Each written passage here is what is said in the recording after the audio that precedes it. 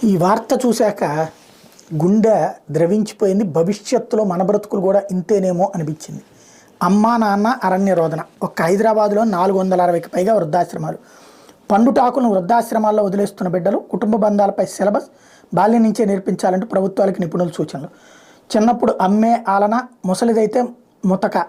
చిన్నప్పుడు నాన్నే భరోసా, వయసు అయిపోతే భారం. ఎంత ఘోరం ఇది! వృద్ధులైతే అమ్మా నాన్నే వద్దనే దారుణం, కళ్ళు మూయికి ముందే కాటికి పంపే కాఠిన్యం. ఏమి లోకం ఇది! నడక నేర్పిన నాన్నను నట్టింట్లో చీకొట్టిన పాపం, గోరుముద్ద తినిపించిన అమ్మను గెంటేసిన లోకం. దారి వృద్ధాశ్రమాలకు వైపుకి వెళ్తున్నటువంటి పండుటాకులు ఎన్నో. రాత్రి పగలు కష్టపడి సంసారంతో పాటుగా ఆ సంసారంలో తమ బిడ్డల్ని ఒక భవిష్యత్తునిచ్చినటువంటి తల్లిదండ్రులు వృద్ధాప్యంలో పక్కకు వెళ్ళిపోతున్నారు.